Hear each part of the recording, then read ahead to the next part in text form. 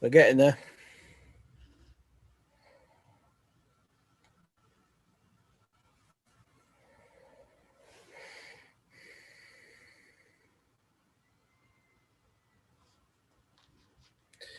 Right, Chair, I think we are good. Yeah, it's running. Welcome, everybody, to the Tenants Forum. Do we have any apologies, David? Well, they'll be through Eden, but I've not had any, Chair. Eden, we had any apologies? Neither have I, Chair. Okay. Anyone else got? Not that I've seen, Chair. John? Leona Mantle, Chair. Oh, yeah. Okay. So, any declarations of interest? I'm not seeing any hands up. No. Okay. Minutes of the meeting held on the 16th of September. Everyone happy they're a true record when I sign them? Yeah. Getting nods. Excellent. Any matters arising? Maggie, you're on mute.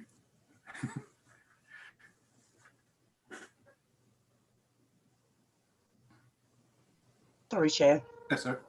Thank you very much. I'd like to ask about homelessness and rough speaking, an update, because I can't see any other place on the agenda to ask that question. But could I, with your indulgence, Chair, just have a whinge about the minutes? There are two agendas. You could either be on item 9 or item 3, because I can't work out what the difference is. And I printed off 100 and odd pages last week of this agenda so that I could read the Northants consultation document, and then it arrived by hard copy last night. How are we expected to read this much overnight? That's my I only got mine yesterday as well, but luckily I wasn't working today.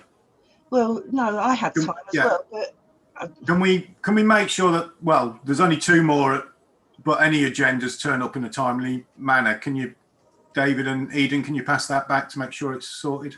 Yeah, I mean, I haven't been involved in the production of this. I'm not sure when the reports came over to Democratic Services, but yeah, we can.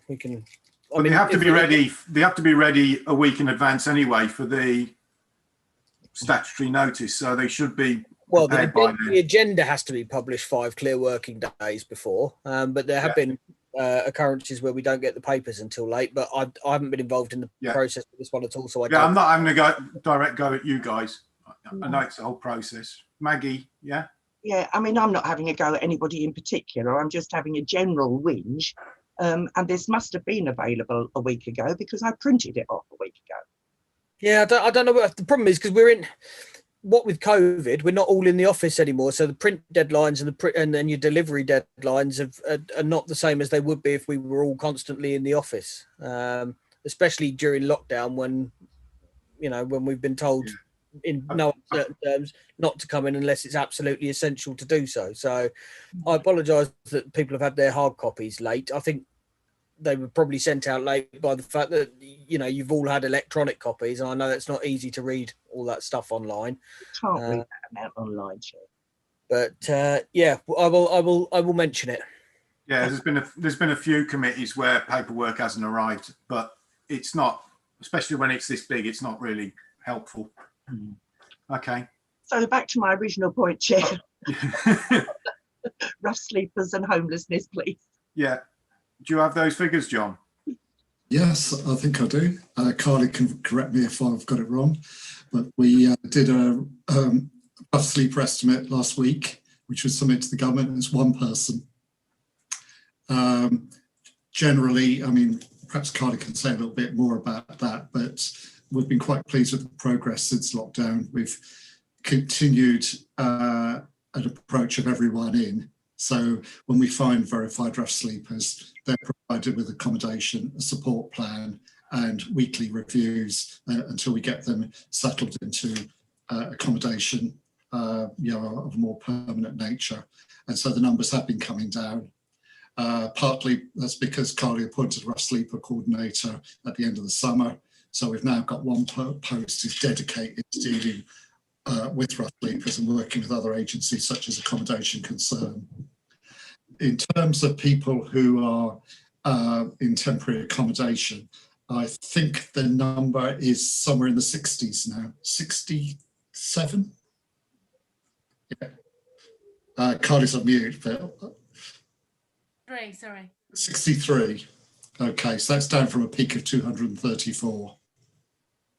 So again, we're really pleased with the progress that's been made, over the last time. And it's not because less people are coming in to see us. Numbers are now fairly comparable to before the pandemic broke out. So I think what it primarily is over the last couple of years, since the Homelessness Prevention Act or Reduction Act came in, we've been honing our skills, introducing new ways of dealing with cases, establishing pathways for people with certain conditions. So if they're mentally ill or substance misuse, we're clearer about where they should go and how we can prevent their homelessness. So, Chair, I don't know if Carly's got anything to add to that, or that's quite enough. Yeah, that covers it. I think all I'd add is obviously the coronavirus pandemic provided us with a real opportunity to kind of overhaul and relook at our sleeping services, and we've made significant progress, like John says, in the last 8 months with regards to how robust our approach is. That one rough sleeper that John referred to that we reported in our annual count last week has since been accommodated. So as it stands, there's nobody on the streets that we're aware of, and officers do go out twice weekly to check rough sleeping areas. Okay. Did you want to come back, Maggie? If I may, Chair, that's really good news, obviously.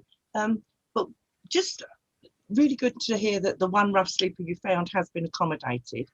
But what I wasn't sure of was when we had the first lockdown, the government clearly said everybody in, but I haven't heard that this time. Did they not give the same instruction? No, they didn't, but we've assumed that we just, since the first lockdown, that's how we've carried on. Because, sometimes crisis is an opportunity to do something that you thought was previously impossible. And so we were able to make progress, and I don't think anyone was keen on going back to where we were, whether within the council or with the other agencies we work with. Excellent. Okay. Thank you very much, Chair. Yeah. Andrew? You're on mute. Too much to do. Thanks, Chair. All I wanted to ask was about page 7, item 8, paragraphs 4 and 5. I struggled to understand it because you got 300,000 owed by 700 tenants, and then at the end of August 2020, council tenants had arrears of 399,379, and so which figure is it? Is it 300,000 or is it nearly 400,000 that's actually owed at the moment?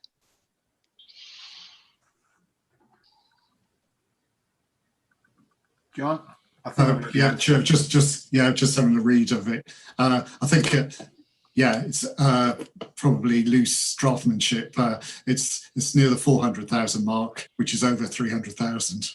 So I think slightly ways at different points of the meeting. Yeah. So it's the 399 number is the accurate number. The paragraph before was just doing a rough number. Okay, can I come back on that, please, Chair? Yeah. The average then works out about £500 a month, which for most of those tenants would just be a month behind. Am I right on that? And so if we have any figures in the future, could we have them broken down so we know how many are just in arrears and how many owe quite a lot and how many significant problems you've got? Thank you. Well, Chair, what might be useful if we actually do a report on rent arrears, because obviously during the pandemic, a lot of people have been under severe financial pressure, and yeah, again, we've had to change how we work with people. There's a lot more bespoke, in-depth work with individual tenants. So it's less about the process and more about what we do to help people keep their homes and prevent homelessness. So what we can do is get a report done and have the income team do a presentation in meeting in January. Yeah, that'd be good. Yeah, Getting some nods. thanks, John. Thanks, Joe. Anything else from matters arising? You got anything, John? Yeah. Yes, Chair. We at the last meeting we were talking about. Sorry, we had the election of the chair, and we had a secret ballot for the deputy chair. And I've got the result that the person who was elected as deputy chair was Peter Matzer, who I don't think is here tonight. No, he's not here. No, but he's been elected chair for the rest of this, well, till the council finishes up at the end of March. Okay, congratulations, Peter. Who was the other person who was in the can? Just so I can give my commiserations. Right, I shall just get that email up. There were a total of 6 people who All right. stood, and in second place was Simon Sheldrick, and in third place Gloria Moore. Okay. Well, thank you, Gloria and Simon, for putting your names forward. And congratulations, Peter, if he's watching it on YouTube. Okay. Anything else, John? No, thank you. Okay. Any other matters arising? No? I think Tracy's put a hand up. Oh, sorry, Tracy. I was just going to say Stephen Soper was also in there as well. All right. Commiserations, Stephen. But thanks for putting your name forward. Any matters raised by the Tenants Forum representatives? No, I can't see you, Anne, so you'll have to unmute yourself if you've got anything to raise. Simon. You're muted, Simon. There you go. There we go. Sorry about that. Yeah, we've had a problem. I think it's because they've started building over the back of Weston by Welland near us, and the small council house community that's here in Hall Close have had a problem with rats coming over. So I think some of the neighbours have put rat poison traps out, but I don't know if there's anything that the council can do to help us at the moment. Like I say, I mean, you know, I was stood talking to one of the neighbours the other day, and 2 of them walked very brazenly across the road to the bins. So they're obviously not worried about us. But yeah, I just thought I'd put that in there in case there was somebody from the council that might be able to help us. Yeah. Is that your area, Dan?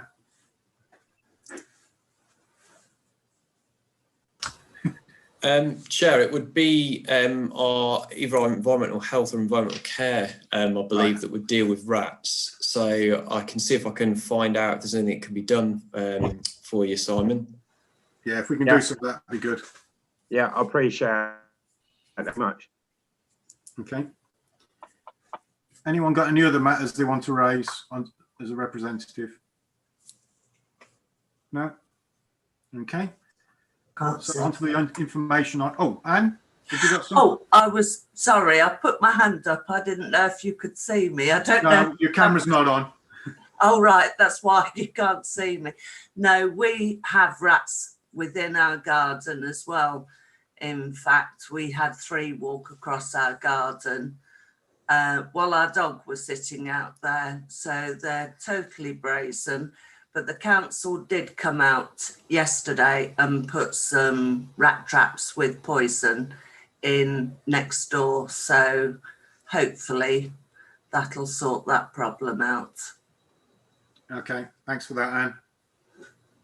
Okay, on to the information items then. So the first one being the draft Northants housing allocations scheme consultation. Is that you, Carly? Yeah, it is. Thank you, Chair. Okay, I think I've got a presentation, some slides for this one. I'll wait for them to come up.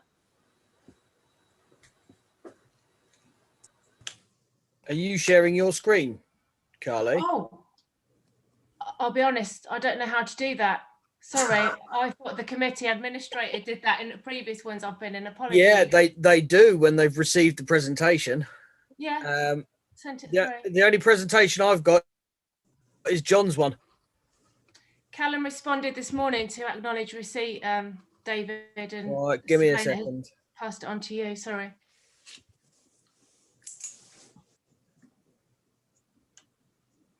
Is it in the K drive? No? Okay. I can place it there quickly now. Apologies. I believe it has been put in the K drive. Right. 1 second. NN housing allocation scheme. It's in the K drive, David. Okay, I'll start with an introduction anyway, whilst the slides are coming up. Okay, so hopefully members and tenants have received a copy of the report that went to Shadow Executive last month, which provides the background and context to this item. And we have since launched our formal consultation on the draft Northamptonshire housing allocation scheme. So I wanted to come to Tenants Forum today, whilst we are within the 6-week consultation period, to promote the consultation opportunity to everybody, explain how to take part in it, provide a brief overview of the draft scheme and run through some of the main proposals, and actually provide you with some initial data that we've received from the consultation responses so far. And then I was going to go on to the first slide. And I will be with you as soon as I humanly can. Here we go. Right, it's just literally just appeared as a PowerPoint in the K drive. 1 second.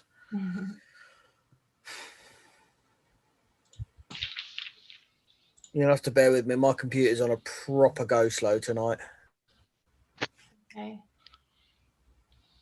I'll start anyway. I think the slides act as a prompt, but I can start to provide some information. So as you saw from the committee report, across Northamptonshire, currently we have 4 different housing allocation schemes in operation for each of the 4 district and borough councils. All 4 councils do currently operate what we call a choice-based letting system, or a CBL scheme, whereby eligible applicants can express an interest in available advertised properties. So most of you will be familiar with the Keyway system, which we use in Kettering alongside colleagues in Corby and Wellingborough. Whilst the allocation schemes across these areas are broadly the same, there are actually some key differences. So there's been a lot of work going on in terms of aligning existing policies. Okay, so we can go on to the second slide, which is what I'm on now. Thank you. I will do. I currently have got the spinning circle of doom and not responding, so bear with me. Okay.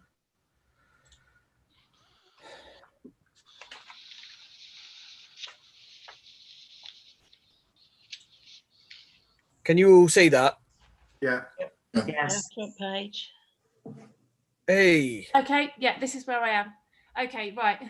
So our aim for vesting day was to have one common housing allocation scheme covering the whole of Northamptonshire. So therefore, officers from the 4 districts and boroughs have been working behind the scenes to harmonise the existing schemes and create one Northamptonshire policy. So legally, we actually do have 2 years post vesting day to produce a common scheme, but the situation in Northamptonshire, with 3 of us already sharing a system and having broadly similar policies, did mean that it was viable for us to aim to achieve this consistency from day one, in order that all residents across Northants are subject to the same allocation rules. So following the approval of Shadow Executive last month, the draft allocation scheme is now out for consultation. What you'll see, those of you who have had a look at it, is actually largely based on the existing Keyway scheme. So parts of it will look very familiar to those of you who have direct knowledge or experience of our existing system. Next slide, please.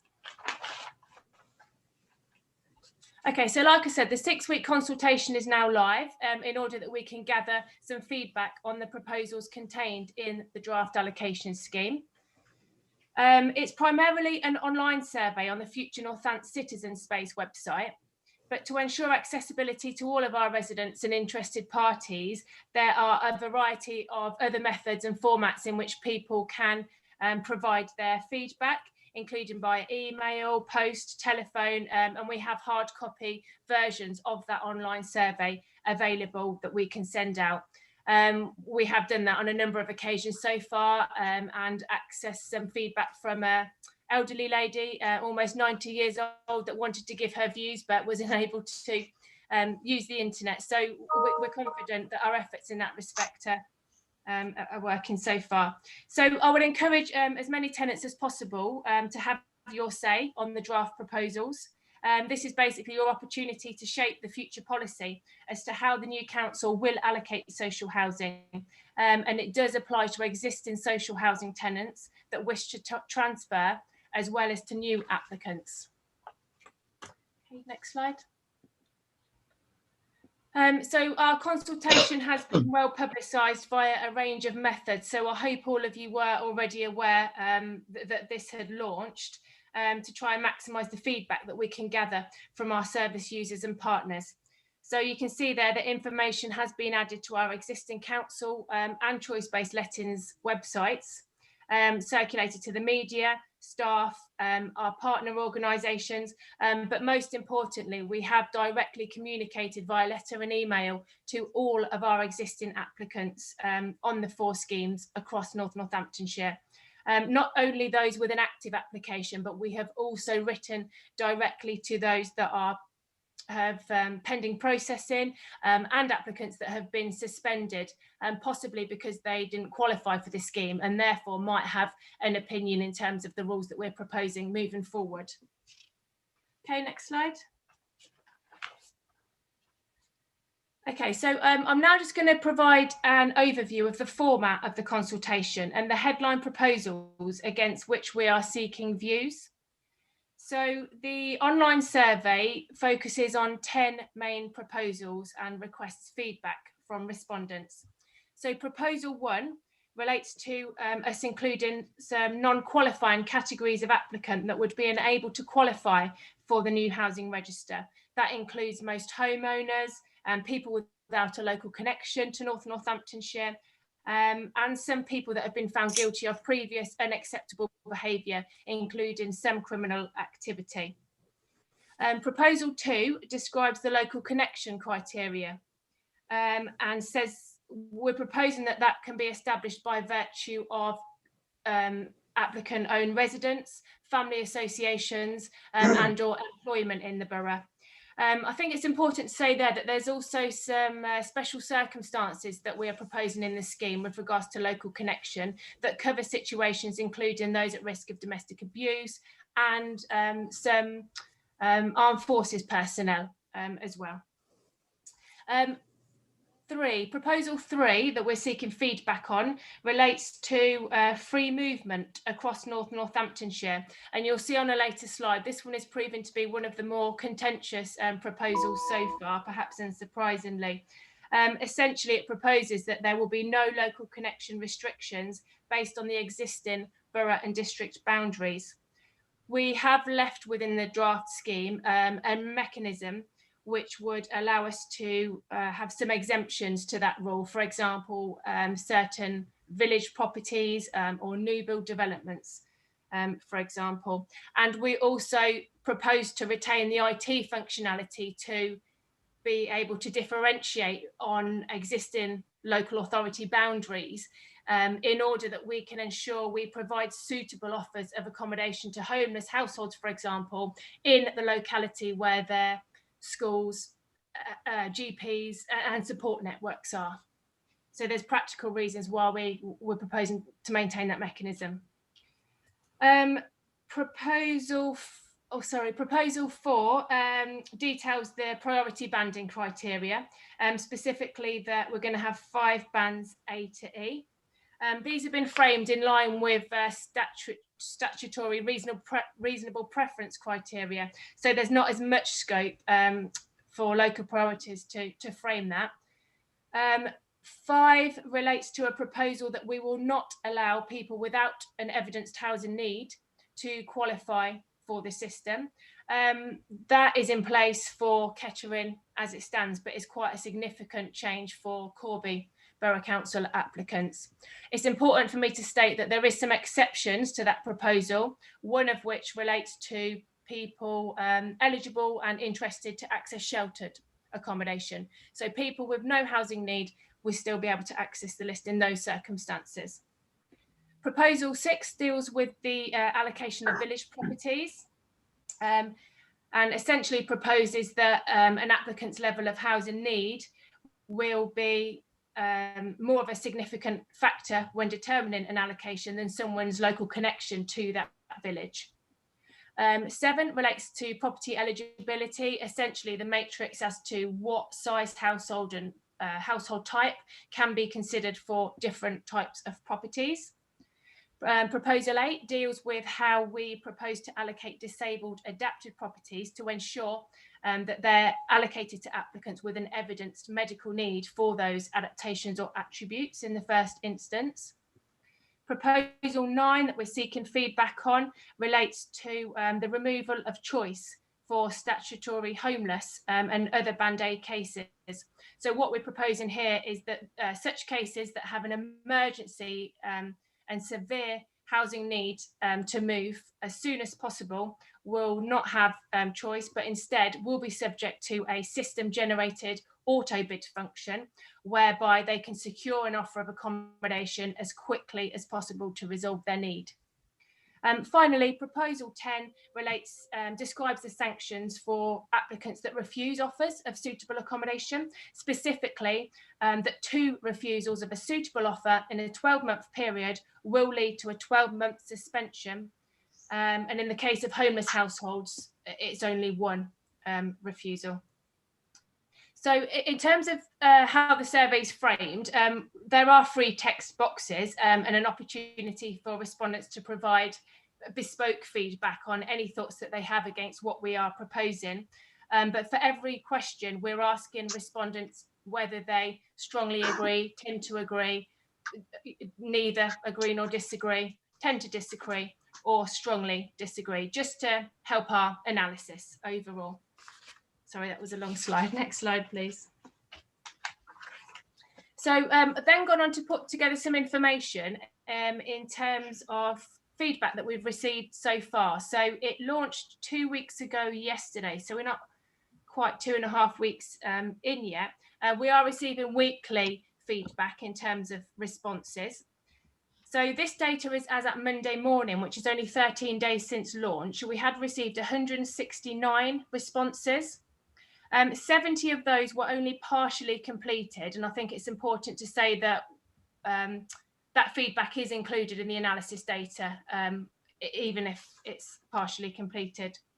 In terms of who is responding to our consultation so far, it's mostly members of the public that report to or found out about it through our direct communication, so existing users of the system, which is encouraging. We've been monitoring the demographic information, which shows an encouraging representative sample of responses across the key groups. Individuals in Corby are the highest group of respondents so far, perhaps unsurprisingly in relation to the proposal to remove the no housing need qualifying criteria, but they're followed by Kettering. If you're wondering why these figures don't add up to the 169 above, it's because a number of people haven't answered this question. Yeah, okay. Next slide, please. The last one from me.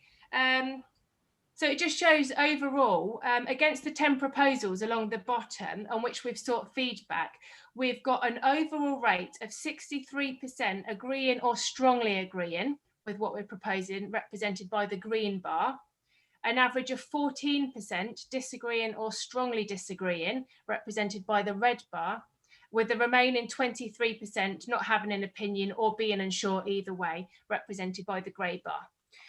So if you look at those proposals down the bottom, the areas that are so far generating the highest rates of disagreement are proposal numbers 3, which is the one relating to the free movement between the existing local authority areas. Proposal 6, which is about how we allocate village properties, and proposal 8, which is how we allocate disabled adapted properties. So we are going to examine more closely the specific reasons in relation to these areas to see what respondents' main concerns are and whether it is viable for us to make any amendments to the draft scheme based on the feedback. But conversely, looking at the areas that are so far attracting the highest levels of support is proposal 1, which is our draft rules as to who should qualify for the scheme. 2, our proposed local connection criteria, and 7, which relates to the eligibility rules, essentially who can bid for what. Okay, so final slide is just if there's any questions via the chair. There remains almost 4 weeks for people to have their say. So yeah, I encourage you to take part and welcome any questions via the chair. Thank you. I'm surprised at the responses on the questions that so many have agreed, but I'm also surprised on which ones they've disagreed on most. It seems a bit slightly, for me, slightly bizarre. So we got Martin and then Gloria. Yes, first of all, I think a lot of tenants have put in the chat that we've not received the report. So this is the first we've seen of it anyway. So could we possibly have copies of the report sent to us? That's the first thing. The second thing is with the banding. We're still, I take it we're still having all the bands then. You mentioned going down to E. I didn't know whether, because the likelihood of somebody that's on E, they're going to be on there for a long time, or that they're tendency never to get housed. So there was some talk about cutting down on the bands before. So is that not the case, or?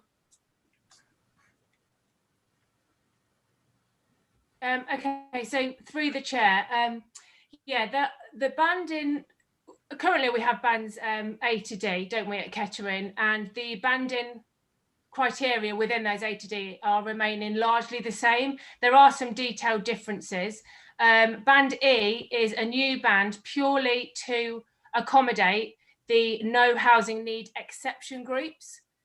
So band E will be people with no housing need that are interested in sheltered accommodation, and people with no housing need that satisfy local connection to specific villages where planning policy applies, such as rural exception sites and section 106 sites.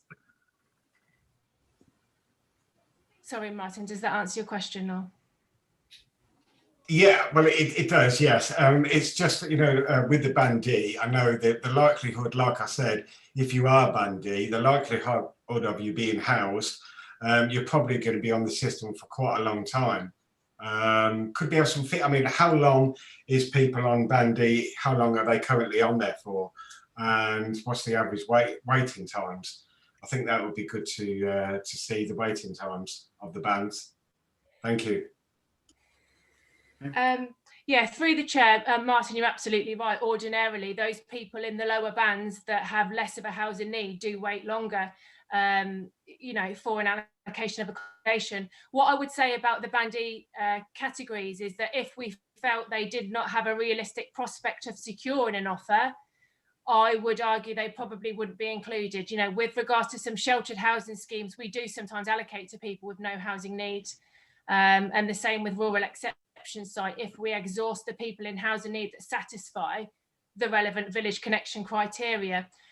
With regards to your question around data, you're absolutely right. We are looking at an upgrade to our IT system, which has enhanced functionality, which allows a live update of that kind of data so that customers can log on, find out themselves what the average waiting times are by area, by property type, and that automatically updates. So yeah, that's an enhancement that we're looking at in terms of people being able to make informed decisions, basically.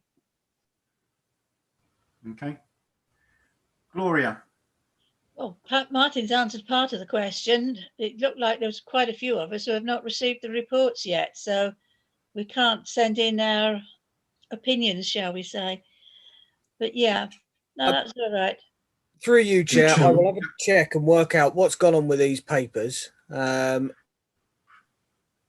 where they've gone. I mean, yeah, if some people have got them, then then the usual delivery mechanisms will have been put into place, so they may turn up in the next day or so.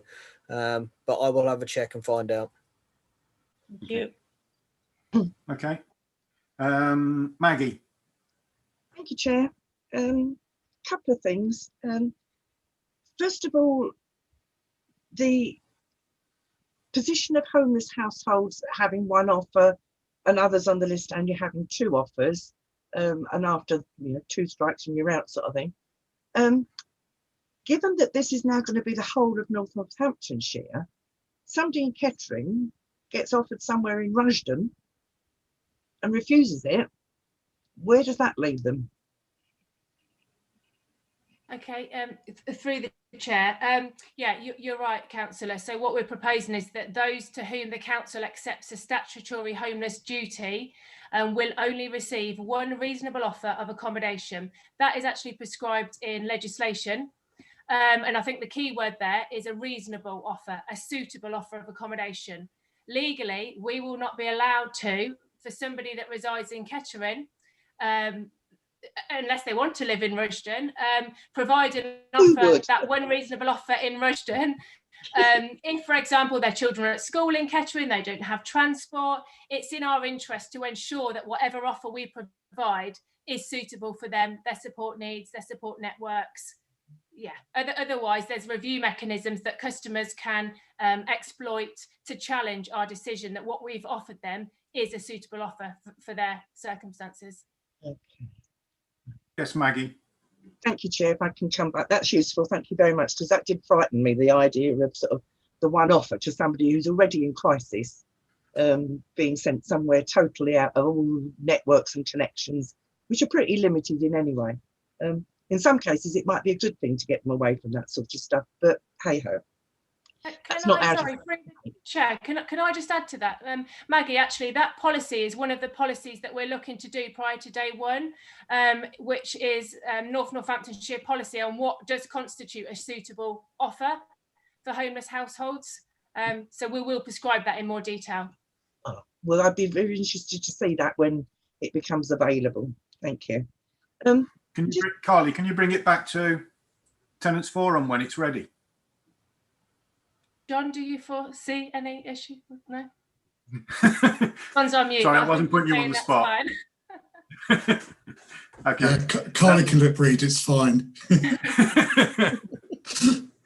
Just one other quick little point, if I may, Chair. I saw you, Simon. Quite a few occasions during the report, it refers to the cycle. But I can't see anywhere which describes what the length of the cycle is. Other than 2 wheels, I don't know. Okay, through the chair. Yeah, thank you, Maggie. By cycle, we mean the weekly bidding cycle, but it's an interesting point. And if that is not defined, we have a glossary that we could add that definition in. So I'll take that back as part of the consultation feedback. Thank you. Well, I shall do a proper feedback as well, but okay. Thank you. Cheers, Maggie. Andrew. Yes, thanks, Chair.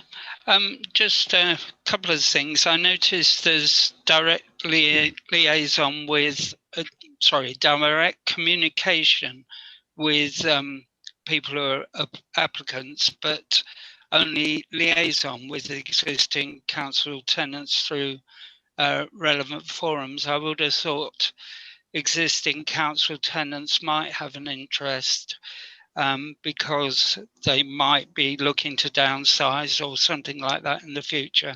So I wondered whether you could look at that, please.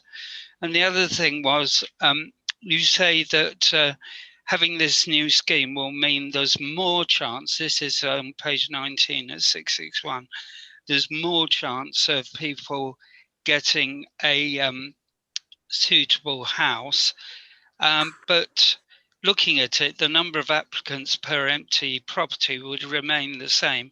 So I couldn't quite see how that worked, especially if you turn over to the table on the next page. You see that the qualifications 2 years out of the past 5 for the whole of Northants will mean that you'll get more applicants, because someone who's lived a year in Corby and a year in Kettering and is now living somewhere in Northants would automatically qualify, whereas in the past they wouldn't have done. So I'm not quite sure how this is going to give you a potential to have a positive impact. I'm not quite sure where you're getting that from. Thank you. Can I just respond via the chair to the questions about impact? And I think you're quite right. And I think one of the answers is none of us really know exactly how this is going to impact the demand and things until day one. What I would say is that we do conduct an annual review of our allocation scheme, and we will be very closely monitoring, of course, the impact of these new proposals on what actually happens in practice to inform any future updates. But yeah. Okay, thank you, Carly. Simon. Yeah, I've got a question, but I just want to say on record through you, Chair, that I didn't get the report either. Yeah, I just wanted to know, Carly, Maggie answered most of the questions, but if, say, somebody did get offered a place in Rothwell or something like that, do you make sure through your housing process that you explain to the people that are looking to be homed that, you know, they can actually come back and say that that's not, you know, a reasonable offer, you know, because these people might not understand that they can, you know, and it should be in the process that, you know, you tell them that, you know, that is part of the policy. Is that understood? Okay, so through the chair, yeah, thank you. Absolutely, Simon. We do have a separate project accompany in this, which is focusing on our back office processes to support this, and that is something that we will be looking at. What I would say with regards to offer letters, absolutely, it's a legal requirement for us to make it very clear in an offer letter to statutory homeless applicants, this is your one reasonable offer of accommodation. This is your right to request a review if you disagree with the decision. Yeah, completely transparent yeah, in that respect. Okay, lovely. Thank you, Carly. Okay. Lindsay, did you want to say something? With the forms, some of us, I'm dyslexic, so can we do a form where it helps? Well, there's one for someone who's got dyslexia like me, because some of these forms they're very confusing to someone like me, all the different stuff. Can we try and do that for someone like me? Because it gets quite confusing with the forms. Absolutely, through the chair, yeah, we absolutely want to make sure that this scheme is accessible to everybody. So whether that means that we need to translate into different language, turn things into Braille, telephone people and actually complete the form on their behalf on the telephone. There's a variety of methods that our staff can use, Lindsay, to make sure. Because sometimes I find it very difficult with the forms, because sometimes when everyone's talking, I'm totally lost and I'm thinking, I don't understand some of it, and I'm thinking I want to ask something, but then I'm like, I don't understand some of the words, and I get quite frustrated that I don't understand some of it. Okay, so hopefully that reassures you in terms of the flexibility and the tools that we've got at our disposal to ensure that everybody, yeah, can apply. Thank you so much. Gloria. With regards to Lindsay's dyslexia, I've got experience of helping people with that problem, filling in forms. So I could get together with her to help her that. There you go, Lindsay. You got help there. Thank you, Gloria. That is lovely of you. Thank you so much. Thanks, Gloria. Anyone else got any questions? No? Okay, thanks, Carly. So next up, future Northants updates. John. Thank you, Chair. If I could have my presentation on the screen. I've got this one, John. Oh, great.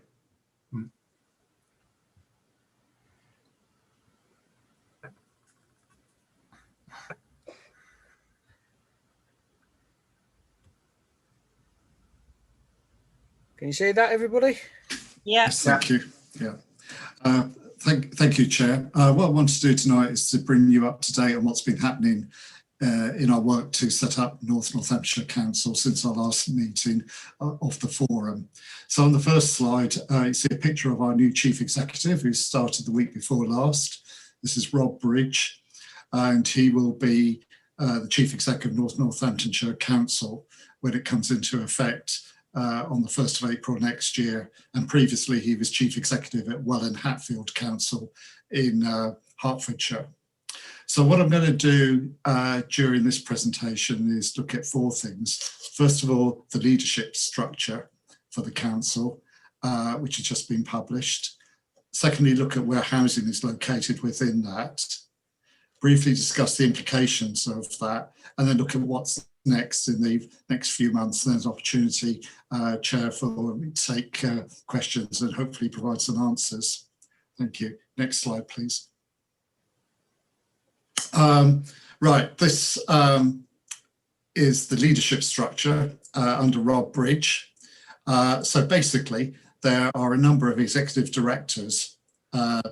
First of all, one for children's services, then one for adults and communities, one for place and economy, one for finance, and then a director of transformation and a director of legal services who will report straight to the chief executive.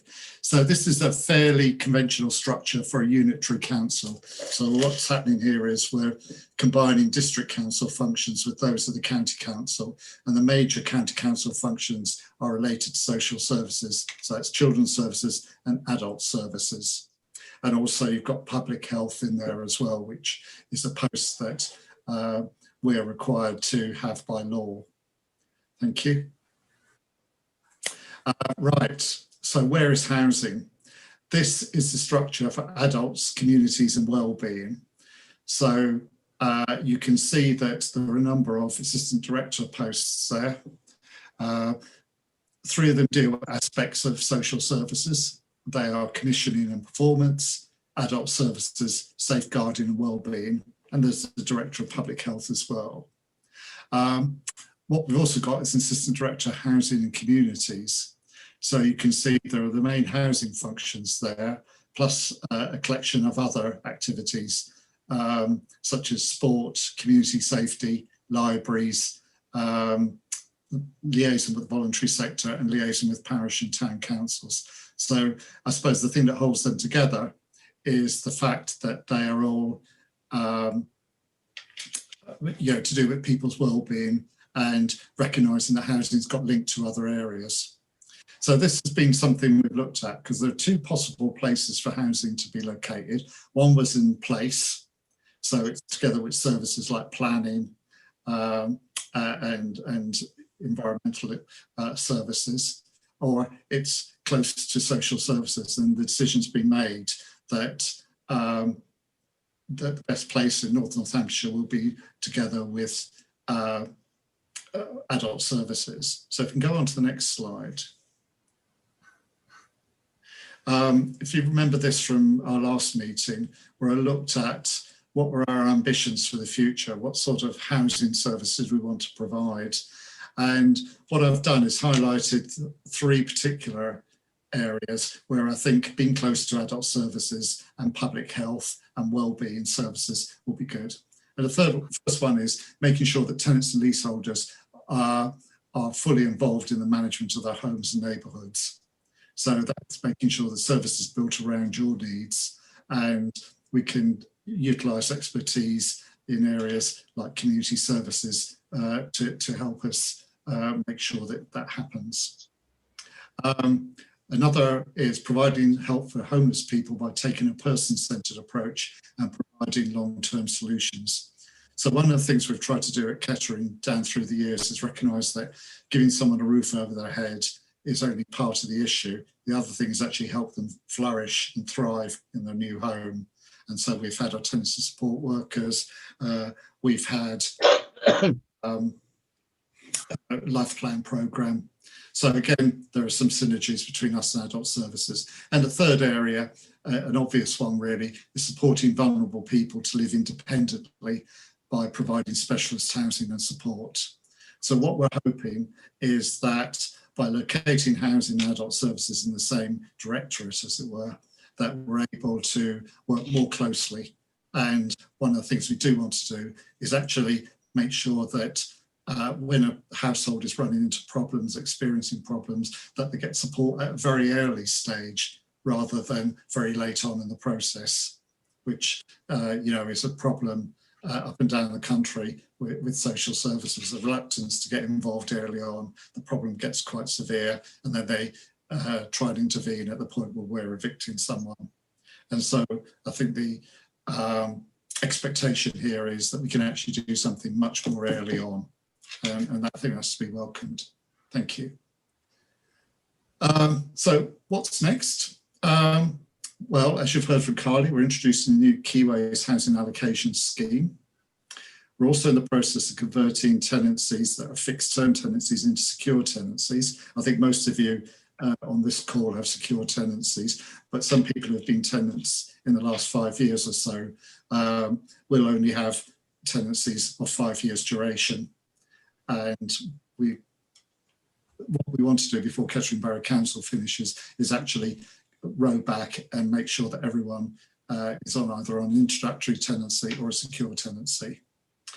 Those of you with long memories will remember when we introduced fixed term tenancies in expectation of the government requiring all councils to offer them. And the government have rowed back on that and no longer with that requirement. And what we've found is fixed term tenancies are amazingly bureaucratic. There's a lot of work going into them for not very much result. So we prefer to actually give people security of knowing they're going to be in the home for the long term, as long as they pay the rent and they keep to the terms and conditions of the tenancy. We're also, Leona's working on drafting a tenancy policy, which is a statutory requirement, and also a new tenancy agreement. So we'll be joining our housing stock with that at Corby, and they have a tenancy agreement that's very different from ours. So what we want to do is, so that for people who become tenants after the 1st of April, they get a new tenancy agreement, and then gradually we will seek to transfer all our other tenants onto that single tenancy agreement. And we're also harmonising policies, talked about tenancy policy as well, but also aids and adaptations, and also our policies regarding resident engagement. So in connection with that, government yesterday published a social housing white paper called the Charter for Social Housing Residents.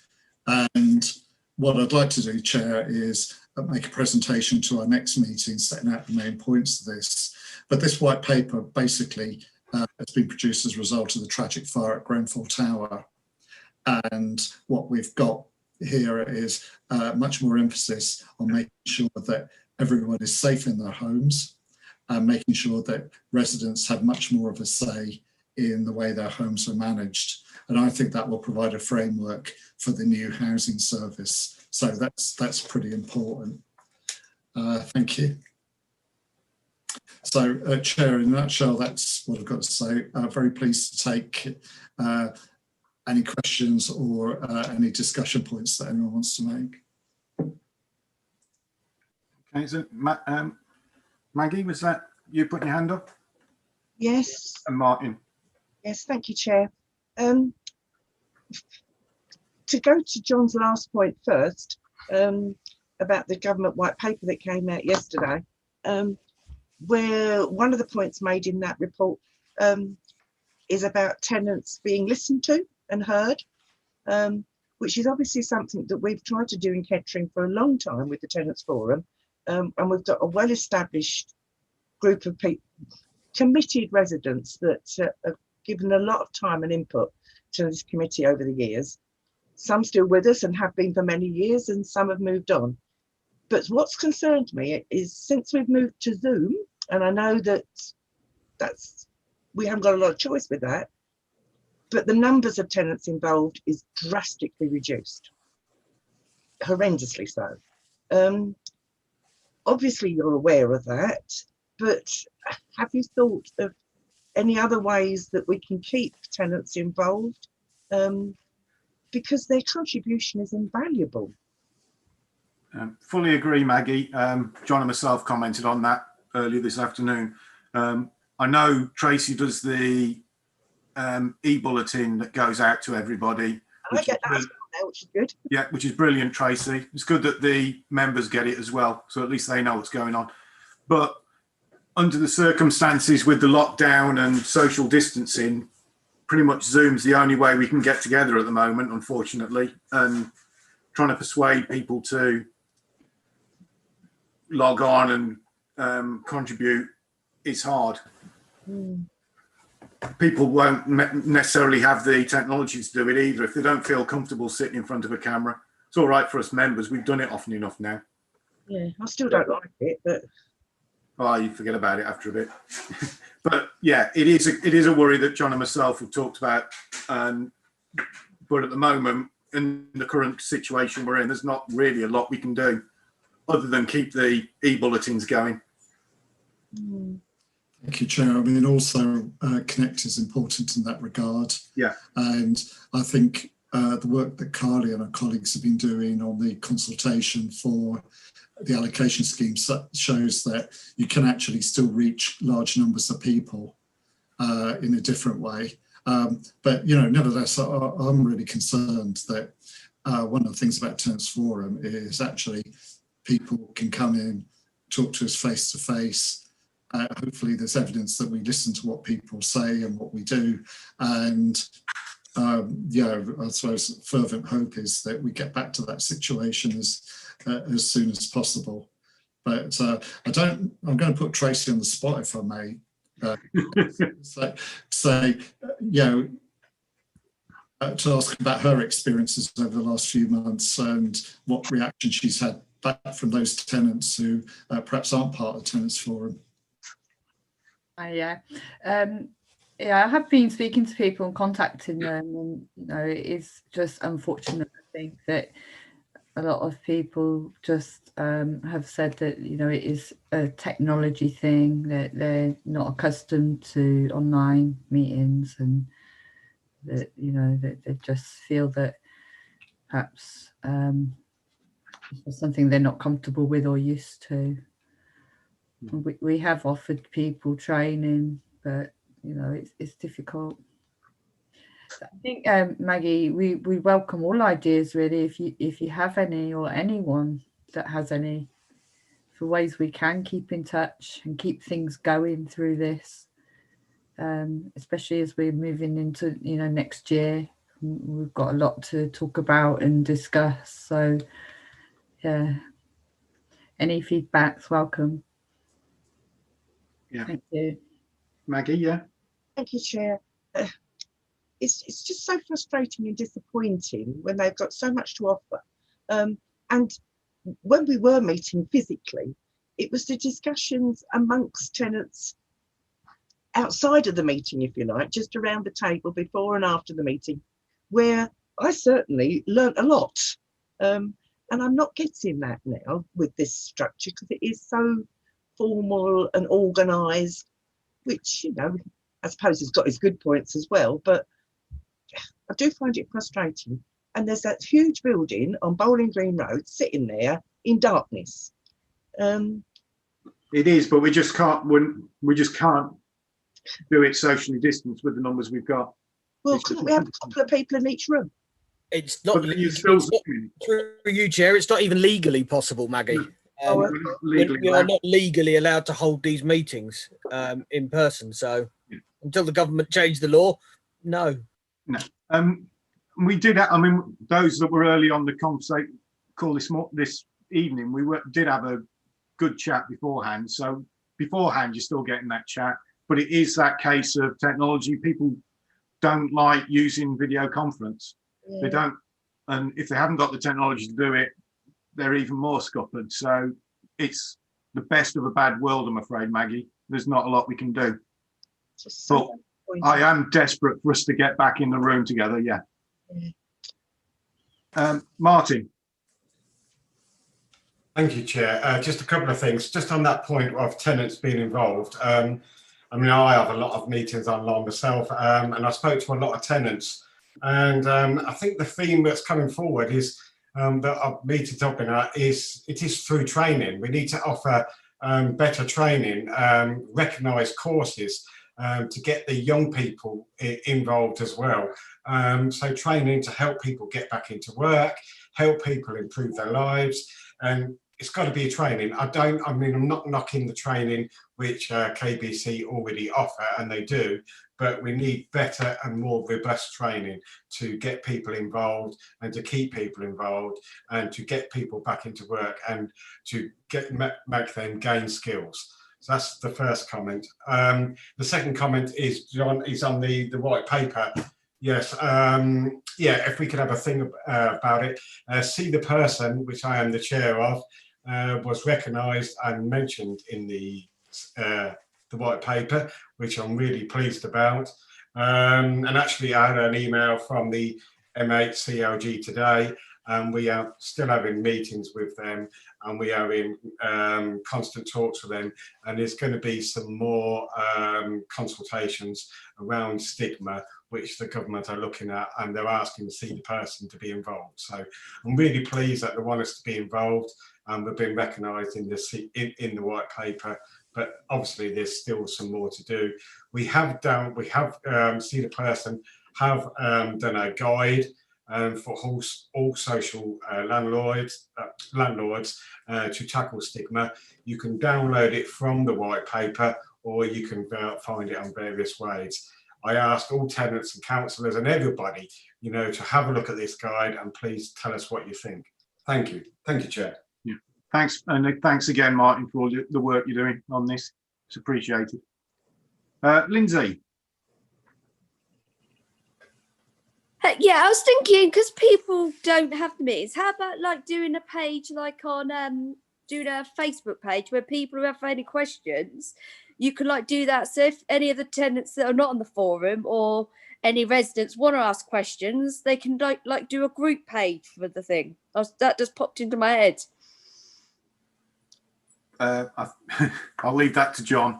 I was thinking that avid Facebook user. Yeah, mixed blessings, I think.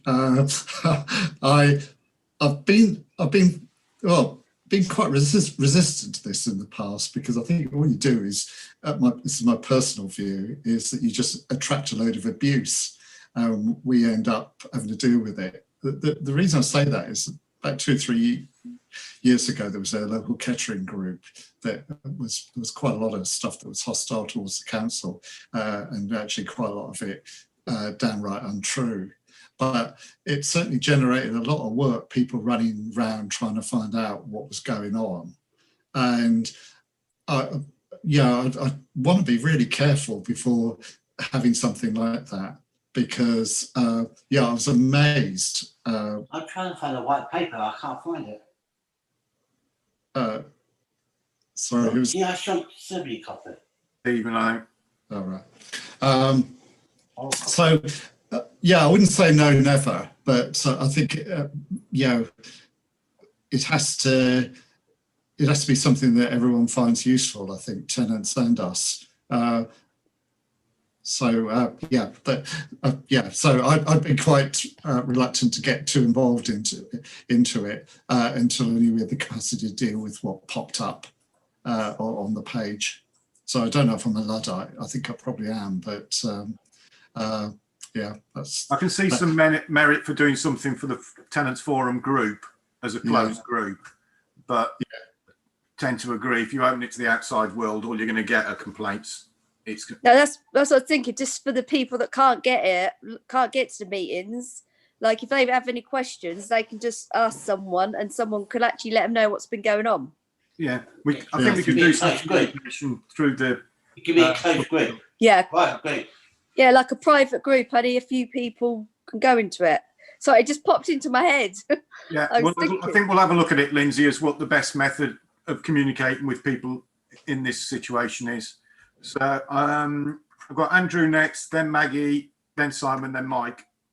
Okay, thank you for that. Just a thought, Chair. On Zoom, we could always use the breakout rooms for some sort of informal dialogue between councillors and tenants, so that some of Maggie's points are raised and that sort of thing, the informal stuff, because I certainly miss the interchange with tenants that you get at a normal meeting.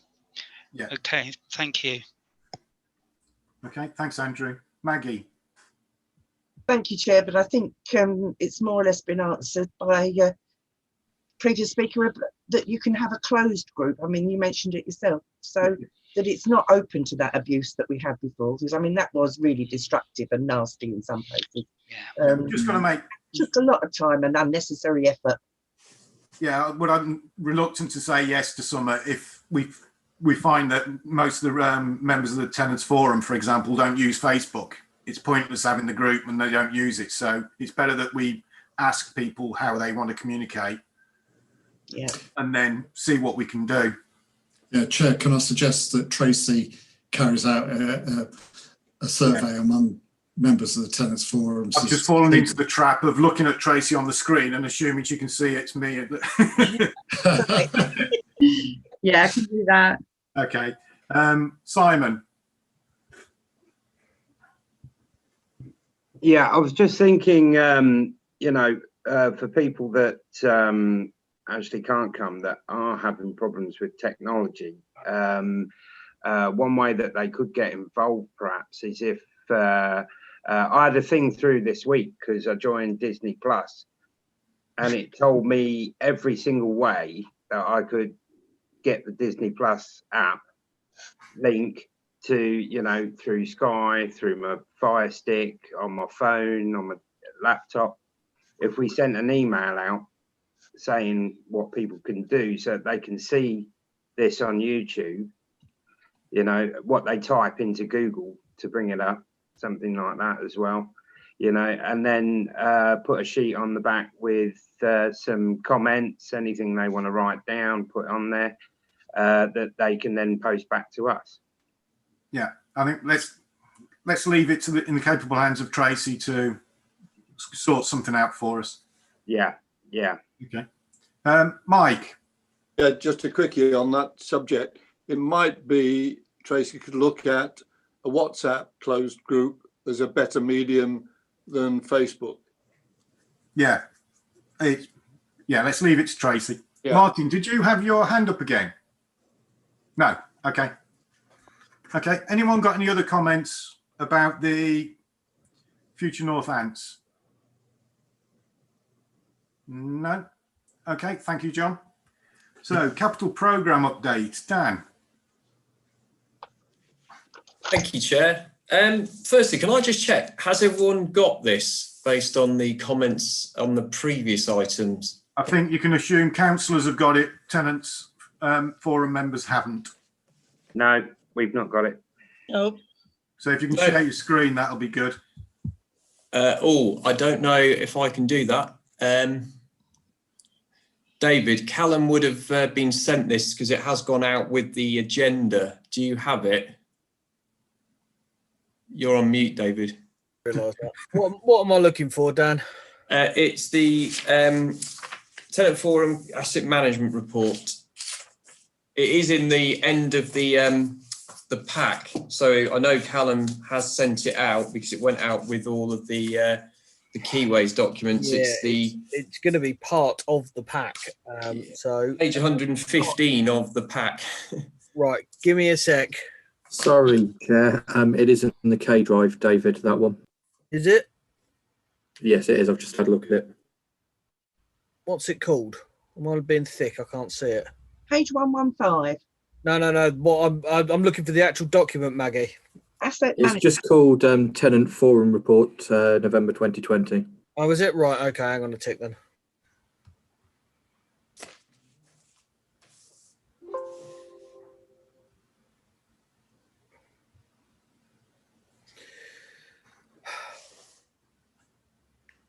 Right. I've got it. I've got it. I've got it. Hang on.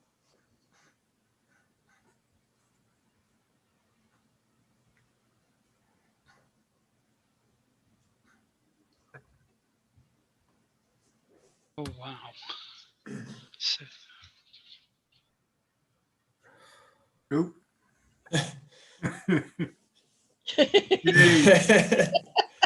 Honestly, out of all of the Zoom meetings I've done, this has probably been the most painful one in terms of getting things. Yeah, right. Go for it. Okay, so what you can see there is our current position on where we are with achieving the targets for the programme. Now, COVID has severely hindered us this year. However, things are looking up on that. Just pull out some of the sort of key stats on here. Door entry systems is well underway. And there are more of those going in, and obviously that's the sort of program that doesn't take a long time to fit. So, you know, those sort of doors are being fitted in a day or so. Therefore, that one is likely to complete okay. Boilers, that continues to be our biggest success, as you can see there. I'm hoping that we may be able to squeeze a few more out of the budget than the target that we've got, because I think the way we're going to get to that target very soon. Roofing, this was another one that wasn't really affected, and you may remember that we actually rejigged our capital programme in June and actually put a bit more money into things like roofing from some of our internal projects. And what that's enabled us to do is do the roofing that was planned to be done on the Pikeshire Road estate. That is all but finished. There are a few left to be done down there. We've had to leave them on the basis we can't actually get the right tiles that we need at the moment. So we've actually postponed the finishing there, and we've moved into Burton Latimer now. So we're on Queensway in Burton Latimer. So the roofing is moving ahead rapidly. Doors. Now this is just getting started. The door programme started this week on the Naseby Road sort of area, and that's been done in partnership with the EWI on a lot of the houses in that area as well. So those two programmes have just this week started.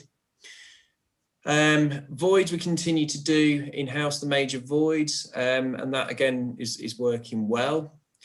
And Homes of the Future, that has started as well. That started on the 9th. So they're currently ripping out in the two properties in Desborough. And then I think the plan is the team that are doing the ripping out will move to the two void properties we've got in Spencer Street. And then the next gang will come in and start doing the first fix on some of the things like the gas and the electrics in Desborough, and so on and so forth, with the intention that the first tenants will be being decanted into the four properties that are currently being renovated after Christmas. So I'm really pleased to see that flagship project is up and running. Sparkle, we are just waiting on when we can do that. Again, COVID has sort of hit us again on that one, with the shelter schemes being a bit more tightly locked down. So we need to just see when we can get that programme started. And the Decent Homes electrical programme, that's continue. That's quite a mixed programme. It's a mixture of things like EICR testing and any remedial works, but it also is including some upgrades to some of the communal lighting in the Highfield areas, in the blocks of flats that we've got there. And another part of the programme, we've actually brought forward doing our smoke alarm upgrades that we normally do through the Sparkle programme. We're going to be doing the remaining 3 sheltered schemes. We're going to actually upgrade their smoke alarms this year instead of leaving it to future Sparkle programmes. Could I have the next slide, please? So this slide just pretty much covers the information around where we're working and what the contractors are, like I've sort of talked through there. So I don't think there's anything really more to say there at the moment. Okay. Next one, Dan. Yes, please. Yeah. So you've got the budget update there, so you can see where we are with the spend.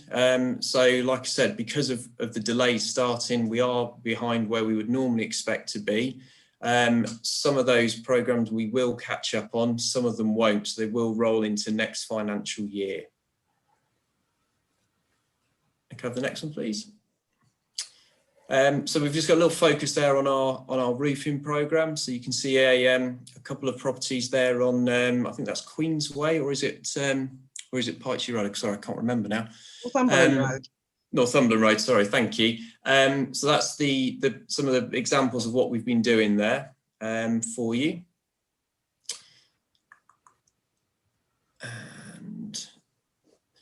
The data here, I think the key thing to pull out here is the annual gas safety certificate.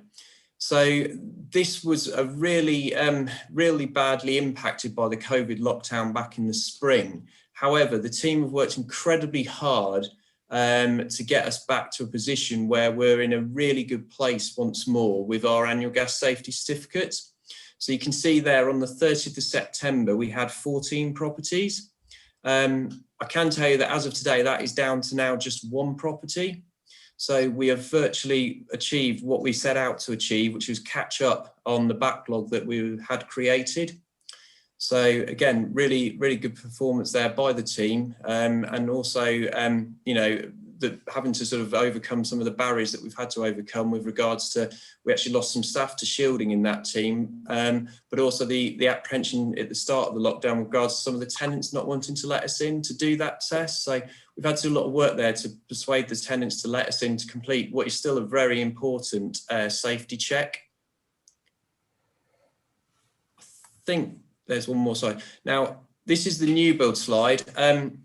This actually doesn't come under myself. I don't know, John, did you want to say anything about the new build scheme? Yes, thank you, Chair. Scott Road and Albert Street, we've had tenders approved and we're now entering into contract. So at the moment, the contractor for both schemes, which is Jeekins Weir, is mobilising, so that they're ordering their supplies, they're scoping out their site compound, and I think in Albert Street some demolition works, the existing garages, is imminent. So you should find early in the new year. Sorry, John. Scott Road's got workmen on. Oh, good. Yep, great. So yeah, so both schemes, you can see we've got a start date of Scott Road in January 21. November for Albert Street. So obviously they're doing something in advance of the formal start date, which is really good because both those schemes had their challenges, as I know Maggie's noted on several occasions. But it means as Council shuts up shop, we'll be going out on a high with 2 council house new build schemes and possibly a third on site as well at Stamford Road. Thank you. Yeah, and there you can see on Stamford Road, we're looking at a start date of March. At the moment, we're going through some planning issues in relation to the scheme and how it relates to an adjacent property. We thought we had a big issue there, but we've come to an accommodation with the adjacent owner that we're happy with, they're happy with, so we just have to go through the paperwork with the planners. Thank you. A lot. Yeah, and then the only other thing I wanted to say about the capital programme is the good news that Hamilton House is now seeing its first tenants moving in this week. So we finally have now completed on that part of the capital programme. Okay, thank you, Dan. That's excellent news. Martin. Thank you, Chair. Yeah, thank you for that report, Dan. It's very good. Just a couple of quick questions. With the targets, you know, you got your targets, what you hope to achieve and what you are achieving. Would it be possible to have like the numbers of what's left to do? I'm thinking more like the roofs, the external doors, the safety doors, because obviously you must know how many you've done and how many is left to do in the borough. that would be good to know. I think I've asked this before, but you know, so we can get some kind of idea of how we are progressing. Thank you. Yeah, through you, Chair. Yeah, certainly. I must admit, I have sort of had a similar thought myself regarding that, Martin, and maybe we can make that page a bit clearer rather than worry about some of the detail we put on there. Let's just go with a you know, what numbers we want to do and how many we've done to date. That's probably a more simple way of showing that, I think, on that page. It's a bit busy, isn't it? Did you have anything else, Martin? No. Okay. Simon. Hi, Dan. With regards to the Homes for the Future project, if you do get anything through that, because I'm sort of involved with that as well, supposed to be involved with that as well, can you put anything through me, please, as well, that you get that you think might be of interest to me? Yeah, through you, Chair. Yeah, I believe there was a meeting which I wasn't actually able to make myself, Simon. I'm not sure whether Tracy might have been at it, where there was some conversations with the contractor Novus around that type of thing. I'm not aware if there's another one planned at the moment. I'm sure there will be, and we'll certainly make sure you're invited again, Simon. Okay, wonderful. Thanks very much, Dan. Okay. Any other questions or comments for Dan? No? Okay, thanks, Dan. So on to the feedback. Connect. We haven't got Leona. Have we got an update on the Connect?